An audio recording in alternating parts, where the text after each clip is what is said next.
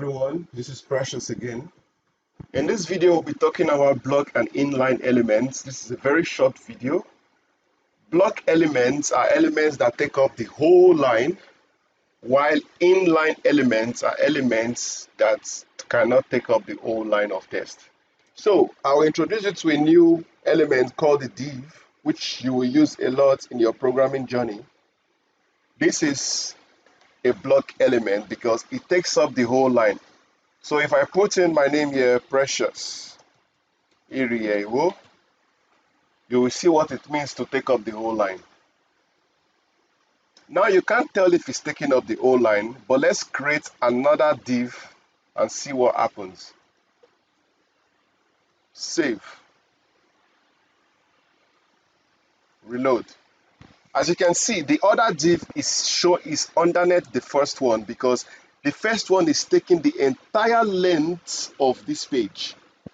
So is the second one.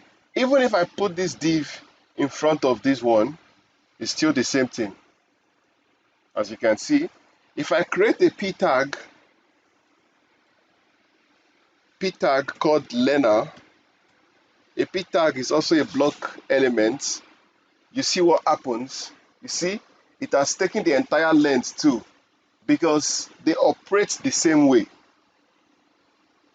P tags and div, they are all block level elements. Also your heading tag. So if I say h1 heading, this is also a block level element because it takes up the entire length of this page. So those are the most popular block elements. For your inline elements, you can have span. So if I create a span and I say Tunde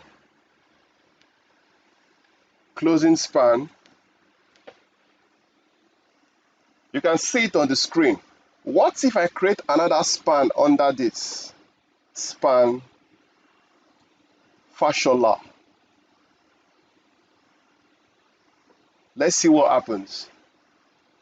You see, it appears in front of it. That is because inline elements cannot take up a new line. Instead, they just take up the entire space or the length of the elements or the content of the element. So that is it for block level elements and inline elements. Don't worry, when we get to CSS and when you start building projects, you would see a lot of block level elements and inline elements, and you're going to put them all to use properly. But for now, don't bother yourself with too much. I'll see you in the next video. Thank you.